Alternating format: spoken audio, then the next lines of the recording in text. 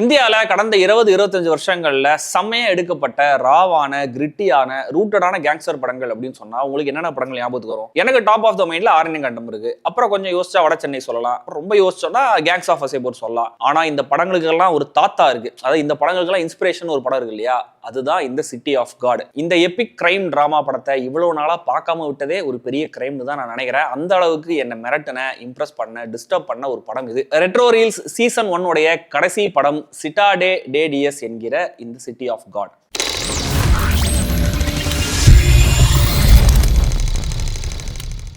1997 இதே பேர்ல பாலா லின் அப்படிங்கிற ரைட்டர் எழுதின நாவலோடைய அபிஷியல் அடாப்டேஷன் தான் இந்த சிட்டி ஆஃப் காட். இந்த படம் 2002 ரிலீஸ் ஆச்சு. சிட்டி ஆஃப் காடுங்கிறது பிரேசில்ல ஒரு ஃபவேலா. ஃபவேலாங்கிறதுக்கு இங்கிலீஷ்ல கரெக்டான டிரான்ஸ்லேட்டட் வேர்டு கிடையாது. புரிதலுக்கு சொல்லலாம் ஸ்லம் அப்படிங்கிற வார்த்தை யூஸ் பண்ணலாம். எப்படி சேரிங்கிற வார்த்தை பொலிட்டிகலி கரெக்ட் கிடையாதோ அதே மாதிரி அவங்க ஊர்ல ஃபவேலாங்கிற வார்த்தையும் பொலிட்டிகலி கரெக்ட் கிடையாது. ரியோ டி ஜெனிரோல இருக்கிற உண்மையான ஃபவேலா தான் இந்த city of God, Cidade de Deus. இது 1960ஸ்ல பிரேசில் அரசாங்கத்தால பிளான் பண்ணி உருவாக்கப்பட்ட ஒரு நெய்பர்ஹுட். அதுக்கான காரணம் என்னன்னா, இந்த மக்கள் எல்லாம் ரியோ சிட்டியில ஒரு ஃபவேலால இருந்திருக்காங்க. அவங்களை எல்லாம் அப்படியே அங்கேருந்து இங்க ரீலோகேட் பண்ணிருக்காங்க. அதுக்கான காரணம் டூரிசம். ஸோ டூரிஸ்ட் வந்தா ஊர் கிளீனா இருக்கணும், சிட்டி கிளீனா இருக்கணும் அப்படிங்கிறதுக்காக சிட்டியில வாழ்ந்துட்டு இருந்த இவங்களை எல்லாரையும் தூக்கி சிட்டிக்கு அவுட்டர்ல ஒரு சபர்ப்ஸ்ல இப்படி ஒரு நெய்பர்ஹுட் கிரியேட் பண்ணி அதுக்கு சிட்டி ஆஃப் கார்டன் பேரும் வச்சு அங்க ரீலோகேட் பண்ணிட்டாங்க பிரேசில் கவர்மெண்ட். இந்த ஏரியால நிஜமாவே 1960ஸ்ல ஆரம்பிச்சு 80s வரைக்கும் கேங் வார்ஸ் நிறைய நடந்திருக்கு, ட்ரக் டிராஃபிக்கிங் நடந்திருக்கு, ஆர்கனைஸ் கிரைம் இருந்திருக்கு. அதையெல்லாம் பேஸ் பண்ணி எழுதப்பட்ட கதை தான் இது. நாவல்ல இருந்து ஸ்கிரீனுக்கு அடாப்ட் பண்ணும்போது கண்டிப்பா நிறைய விஷயங்கள் மாறதான் செய்யும். அந்த வகையில 250 கேரக்டர்ஸ் இருக்கிற இந்த நாவல்ல இருந்து முக்கியமான சில கேரக்டர்ஸை மட்டும் எடுத்து எழுதி இந்த ஸ்கிரீன் பிளேவை உருவாக்கி இருக்காரு ரைட்டர் பிராலியோ மான்டோவானி. அதை இன்னும் சுவாரஸ்யமாக்கணும் அப்படின்னு நான் லீனியர் ஸ்ட்ரக்சர்ல இதை ட்ரீட் பண்ணி பிரெடிக்டபிலிட்டிங்கிற ஃபேக்டரியை சுக்குநூறா உடைச்சிருக்காரு. இந்த ஸ்கிரீன் பிளேயோட ஸ்டைல்ல ஸ்ட்ரக்சர்ல நிறைய இன்ட்ரெஸ்டிங்கான விஷயங்கள்லாம் இருக்கு. அதை பத்தி நான் அப்புறம் சொல்றேன். முதல்ல இந்த படத்துடைய கதை என்னங்கிறத நான் சொல்றேன். யார் இவங்கெல்லாம் ஏன் இப்படி இருக்காங்க, இவங்கெல்லாம் என்ன ஆக போறாங்கிற ஒரு கவலையும் கியூரியாசிட்டியும் இந்த படத்துடைய முதல் சீனை பார்க்கும் போதே நம்மளுக்கு வந்துடும். ஒரு சின்ன பசங்க கூட்டம் கோழி சமைச்சு சாப்பிட்டுட்டு இருக்காங்க. இவங்க கட்டி வச்சிருக்கிற ஒரு கோழி அறுத்துக்கிட்டு ஊருக்குள்ள ஓட ஆரம்பிக்குது. இந்த கூட்டமும் அந்த கோழியை துரத்த ஆரம்பிக்குது. பெரியவங்க சின்னவங்க எல்லாருமே துரத்துறாங்க. சாதாரணமா துரத்தல, அந்த கூட்டத்துல இருக்கிற நண்டு சிண்டுல இருந்து பெரியவங்க வரைக்கும் எல்லாருக்கிட்டையும் கன் இருக்கு. கையில கன்னை வச்சுக்கிட்டே ரேண்டமா சுட்டுக்கிட்டே அந்த கோழியை அசால்ட்டா துரத்திட்டு இருக்காங்க. இந்த கூட்டத்துடைய லீடர் பேரு லில்சி, ஒரு டெரரான கேரக்டர். பேரலலா நம்ம கதையோட ப்ரோட்டாகனிஸ்ட் நரேட்டர் ராக்கெட் இருக்கான். ராக்கெட் அந்த இடத்துலயே பிறந்து வளர்ந்து அங்க இருக்கிற நல்லது கேட்டதெல்லாம் பார்த்தவன். அவனுக்கு ஒரு போட்டோகிராஃபர் ஆகணும் அப்படிங்கறதான் எண்ணம். ஒரு ஏரியால நடந்து போயிட்டு இருக்கிற ராக்கெட் முன்னாடி அந்த கோழி வந்து நிக்குது. பின்னாடியே லில்சியோட கேங் வராங்க. டேய் அந்த கோழியை புடுறா அப்படின்னு ராக்கெட் கிட்ட கத்துறாங்க. ராக்கெட்டும் அந்த கோழியை பிடிக்க ரெடி ஆகிறான். கரெக்டா அவன் பிடிக்க ரெடி ஆகும்போது பின்னாடி ஒரு வண்டி வந்து நிக்குது. அந்த வண்டியில இருந்து சில போலீஸ் ஆபீசர்ஸ் கையில கன்னோட இறங்குறாங்க. இந்த ரெண்டு கேங்குக்கு நடுவுல ராக்கெட் மாட்டிக்கிட்டு இருக்கான். இந்த இடத்துல இந்த கதை ஃப்ரீஸ் ஆகி ராக்கெட் தன்னுடைய கதையை சொல்ல ஆரம்பிக்கிறான். அவனோட கதை மட்டும் இல்ல, கடந்த 20 வருஷங்கள்ல அந்த ஏரியால என்னென்னலாம் நடந்துச்சு, என்ன மாதிரி பிரச்சனைகள்லாம் இருந்துச்சு, இந்த லில்சிங்கிற கேரக்டர் யாரு, ஏன் இங்க போலீஸ் சுத்தி வளைச்சிருக்காங்க, அரசாங்கத்துடைய அலட்சியத்தினால இவங்களுடைய சர்வைவல் கேள்விக்குறியாகி எப்படி இந்த ஏரியா மக்கள் எல்லாரும் கிரைம் பக்கம் திரும்பினாங்க, ராக்கெட் நினைச்ச மாதிரி அவனால ஒரு போட்டோகிராஃபர் ஆக முடிஞ்சுதா இல்லையா, இதெல்லாம் தான் இந்த சிட்டி ஆஃப் காட். ஓவர் வியூவா பார்க்கும்போது இந்த ஃபவேலால இருக்கிற ரெண்டு சின்ன பசங்க அவங்களுடைய வாழ்வியல் சூழ்நிலை காரணமா ரெண்டு விதமான வாழ்க்கையை சூஸ் பண்றாங்க.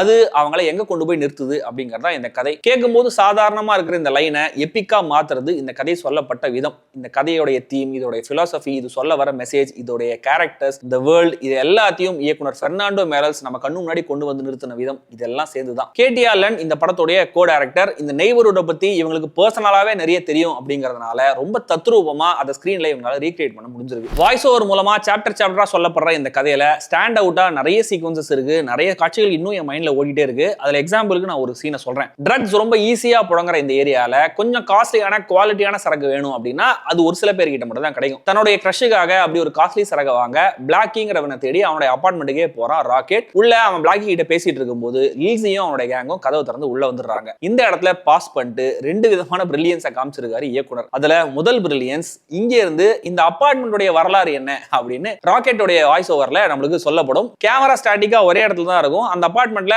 ஓவர் தி இயர்ஸ் அதுக்கு முன்னாடி என்னென்ன சம்பவங்கள்லாம் நடந்திருக்கு அப்படிங்கிறது ஒரு மாண்டேஜ் மாதிரி ஓடும். அடுத்த பிரில்லியன்ஸ், லில்சியோட கேங் உள்ள வராங்க இல்லையா, இந்த சீக்வன்ஸ் 3 வெவ்வேறு பெர்ஸ்பெக்டிவ்ல திரும்ப நம்மளுக்கு சொல்லப்படும். ஒவ்வொரு தடவை இந்த பாயிண்ட் வரும்போதும் நம்ம புது இன்ஃபர்மேஷனோட தான் வரும். அடுத்த இன்ட்ரெஸ்டிங்கான சீக்வன்ஸ், இந்த ராக்கெட் கேரக்டர் தனக்கு ஒரு கேமரா வேணும் அப்படின்றதுனால ஒரு டிபார்ட்மெண்ட் ஸ்டோர்ல வேலைக்கு சேர்ந்திருப்பா. ஆனா நீயும் இந்த கேங்க சேர்ந்து வந்தானே அப்படின்ற மாதிரி தப்பா குற்றம் சாட்டி அவனை வெளில தள்ளிருப்பாங்க. சரி இவனுக்கு நேர்மையா போனாலாம் முடியாது, நானும் ஆகிறேன்டா கேங்ஸ்டர் அப்படின்னு தன்னுடைய அண்ணனுடைய கண்ணை எடுத்துக்கிட்டு எங்கேயாவது கொள்ளடிக்கலாம் அப்படின்னு வெளில கிளம்பி போவான். அவனும் அவன் ஃப்ரெண்டும் போவாங்க. முதல்ல ஒரு கடைக்குள்ள கொள்ளடிக்கலான்னு போவாங்க. போவாங்க. ஆனா அந்த கடையில இருக்கிற பொண்ணு ராக்கெட் கிட்ட ஃபிளர்ட் பண்ணி பேசிட்டு இருக்கோம். தன்னுடைய நம்பர்லாம் ஒரு சீட்ல எழுதி கொடுக்குமா, சரி வாடா அந்த பொண்ணு கிட்ட நம்மளால பேசிச்சு, நான் இங்க கொள்ளடிக்கல அப்படின்னு சொல்லிட்டு இறங்கி வந்துருவாங்க. அடுத்து ஒரு பஸ்ல ஏறுவாங்க. பஸ்ல ஒரு கேரக்டர் மீட் பண்ணுவாங்க. அது இந்த படத்துடைய ஒரு முக்கியமான கேரக்டர். இந்த கேரக்டர் பத்தி நான் அப்புறம் பேசுறேன் அப்படின்னு சொல்லிட்டு திரும்ப இறங்குவாங்க. ஒரு கார்ல லிஃப்ட் கேட்டு போவாங்க. அந்த கார்ல அடிச்சு கொள்ளடிக்க போறாங்க அப்படின்னு பார்த்தா அவனும் ரொம்ப நல்லவனாக இருப்பான். அவன் அவங்க கிட்ட வாங்க நம்ம சரகடிக்கலாம் அப்படின்னு சொல்லிட்டு ரோல் பண்ணி அவங்க கிட்ட சரகடிக்கலாம் அப்படின்னு கம்பெனி கொடுக்க ஆரம்பிச்சிருவான். ராக்கெட் என்ன பண்ணுவான், அந்த பொண்ணு நம்பர் எழுதி அந்த சீட்லயே சரக்கு போட்டு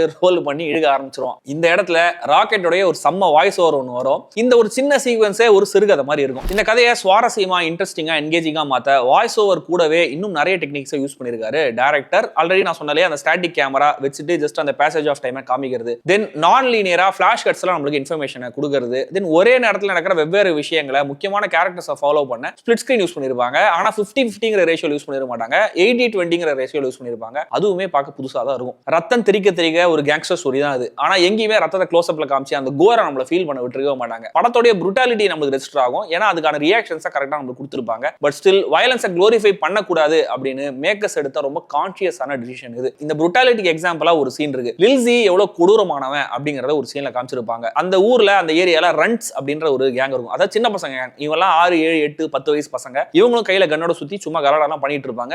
இந்த கேங்கை கண்டாலும் லில்ஸிக்கு பிடிக்கவே பிடிக்காது. சோ இந்த கேங்கை சுத்தி வளைச்சு அதுல 2 பசங்களை ஒரு ஸ்ட்ரீட் கார்னர்ல வச்சு மிரட்டிட்டு இருப்பா லில்ஸி. ஆல்ரெடி அந்த 2 பசங்களுடைய காலையும் லில்ஸி சுட்டுருவான். அதுல ஒரு பையனுக்கு ஒரு 6-7 வயசு இருக்கும், இன்னொரு பையனுக்கு ஒரு 8-9 வயசு இருக்கும். இதோட நிறுத்தாம தன்னோட கேங்ல அதே வயசுல இருக்கிற ஒரு பையனை கூப்பிட்டு அவங்க கிட்ட கன்னை கொடுத்து, உனக்கு என் கேங்ல சேரணும் இல்லையா, இந்த 2 பேர்ல யாரோ ஒருத்தர் சுட்டு நான் உன்னை சேர்த்துக்கிறேன் அப்படின்னு ஒரு அல்டிமேட்டம் கொடுப்பான். அந்த 6-7 வயசு பையன் பயங்கரமா கதறி அழ ஆரம்பிச்சிருவான். அதை பார்க்கும் போதே பயங்கர டிஸ்டர்பிங்கா இருந்துச்சு. இந்த பக்கம் கையில கண்ணை வச்சிருக்கனால இந்த குட்டி பையன் அவனுக்கும் சுடுறதுக்கு மனசு வரவே வராது. அவன் ரொம்ப நேரம் யோசிச்சுட்டே இருப்பான். ஆனா லில்ஸி அவனை உசுப்பேத்திட்டே இருப்பான். சுடு சுடு சுடு சுத்தி இருக்கிறனால உசுப்பேத்திட்டே இருப்பாங்க. இதுக்கப்புறம் அந்த பையன் ஒருத்தனை சுட்டுருவான். ஆனா அதையும் நம்மளுக்கு ஆஃப் கேமரா தான் காமிப்பாங்க. அடுத்தது நாக் அவுட் நெட் அப்படிங்கிற கேரக்டர் இருக்கும். அந்த கேரக்டருடைய கேர்ள் ஃப்ரெண்டை லில்ஸியும் அவனோட கேங்கும் ஒரு இடத்துல கார்னர் பண்ணி அந்த பொண்ணை அபியூஸ் பண்ணுவாங்க. இதுவுமே நம்மளுக்கு ஆஃப் கேமரால தான் ரெஜிஸ்டர் பண்ணிருப்பாங்க. இதுல அந்த நாக் அவுட் நெட் கேரக்டருடைய ரியாக்ஷன்ஸை ரெஜிஸ்டர் பண்றதுக்கும் இன்ட்ரெஸ்டிங்கான கேமரா ஆங்கிள்ஸை யூஸ் பண்ணிருப்பாரு சினிமாட்டோகிராஃபர். இந்த சீன்ல சவுண்ட்லயும் நெட் கேரக்டரோட ரியாக்ஷன்லயுமே அந்த பெயின் நம்மளுக்கு ரெஜிஸ்டர் ஆகும். இந்த மாதிரி நிறைய இன்ட்ரெஸ்டிங்கான எக்ஸ்பெரிமெண்ட்ஸ் பண்ணப்பட்ட இந்த சிட்டி ஆஃப் காட் படத்தை ஜஸ்ட் நம்ம ஸ்கிரீன்ல பாக்குற மாதிரியே இருக்காது. ஸ்கிரீனை தாண்டி ஃபிளஷ் அண்ட் பிளட்ல நம்ம லைவா எக்ஸ்பீரியன்ஸ் பண்ற மாதிரி தான் இருக்கும். அதுக்கு முக்கியமான காரணம் டைரக்டர்ஸ் இந்த படத்தை மவுண்ட் பண்ண விதம், இந்த படத்தோட சினிமாட்டோகிராஃபி,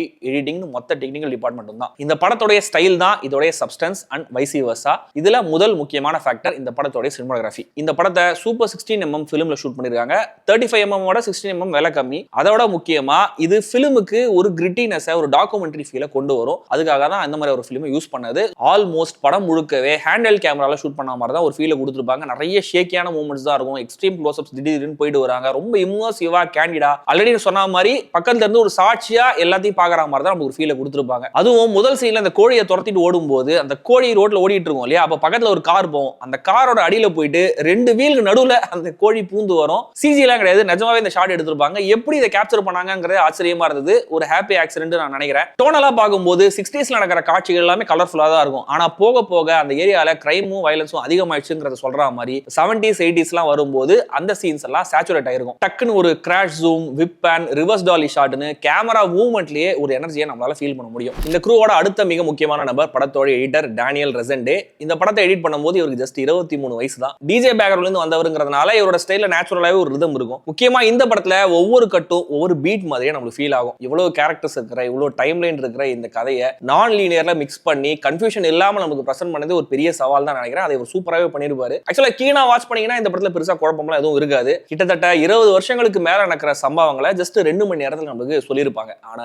எங்கேயுமே உங்களுக்கு அந்த என்கேஜ்மெண்ட் ஃபேக்டர்ங்கிறது குறையவே குறையாது. இந்த ராக்கெட் கேரக்டர் கதையை நரேட் பண்ணிட்டே இருக்கும்போது வேற ஏதாவது ஒரு முக்கியமான கேரக்டர் பாசிங்ல போனா ஒரு முக்கியமான கேரக்டர் தான், ஆனா இவனை பத்தி நான் அப்புறமா சொல்றேன் அப்படின்னு ராக்கெட் சொல்லுவான். அப்ப அந்த முக்கியமான கேரக்டரோட ஃபேஸை ஃப்ரீஸ் பண்ணி நம்ம மைண்ட்ல ரெஜிஸ்டர் பண்ணுவாங்க. எப்படி நம்ம மெமரியில ஏதாவது விஷயங்களை ரீகால் பண்ணும்போது அது கிரானலாஜிக்கல் ஆர்டர்ல இருக்காதோ, முன்னாடி பின்னாடி ஜம்ப் ஆகுமோ, அதே மாதிரியான ஒரு எடிட் பேட்டர்ன் தான் இந்த படம் முழுக்கவே இருக்கும். ஒரு சீனோட சிச்சுவேஷன் ரொம்ப டென்ஸா இருந்தா அது இன்னும் வேகமாக்கி அந்த டென்ஷன் இன்னும் கூட அதிகமாக்கும். ஏதாவது ஒரு தப்பான கட்டு, தப்பான ஷாட் நாங்க வச்சிட்டோம், ஆனா பாக்குறவங்களுக்கு ஒரு டிஸ்கம்ஃபர்ட் அதுல இருந்துச்சுன்னா திரும்பி அந்த ஷாட்டை நாங்க ரீடைன் பண்ணுவோம் அப்படின்னு இந்த படத்தோட எடிட்டரே சொல்லியிருக்காரு. இந்த படத்தை எப்பிக்கா மாத்திர அடுத்த முக்கியமான ஃபேக்டர் இந்த படத்தோட காஸ்டிங். ரொம்ப நேச்சுரலா ஒரு டாக்குமெண்ட்ரி பாக்குற மாதிரி இந்த படம் ஏன் ஃபீல் ஆகுதுன்னா ஒவ்வொரு ஆக்டர்ஸும் அவ்வளவு நேச்சுரலா தெரியுறாங்க அப்படிங்கறதா. அதுக்கு காரணம் என்னன்னா இந்த படத்துல நடிச்சவங்கள ஆல்மோஸ்ட் 99% யாருமே ப்ரொஃபஷனல் ஆக்டர்ஸ் கிடையாது, ஒரு 2-3 பேரை தவிர. அந்த காலகட்டத்தில் இவங்க பட்ஜெட்டுக்கு ஏத்த மாதிரி பிரேசில்ல ப்ரொஃபஷனல் கருப்பின ஆக்டர்கள் கிடைக்கல அப்படிங்கறதுனால ஃபவேலால உண்மையா இருந்த கேரக்டர்ஸ் எல்லாம், உண்மையா இருந்த மக்களை எல்லாம் கூப்பிட்டு அவங்களுக்கு ஆக்டிங் ஒர்க் ஷாப் எல்லாம் கொடுத்து அதுல இருந்து தனக்கு வேண்டிய ஆட்களை பிக் பண்ணிருக்காரு படத்துடைய டைரக்டர். இதனால தான் இந்த படத்துடைய ஒவ்வொரு ஆக்டரும் கேரக்டரா மட்டுமே என்னுடைய மைண்ட்ல இருக்காங்க. இப்போ நீங்க கேட்டீங்கன்னா கூட எனக்கு ஆக்டர் பேர் யாருமே தெரியவே தெரியாது.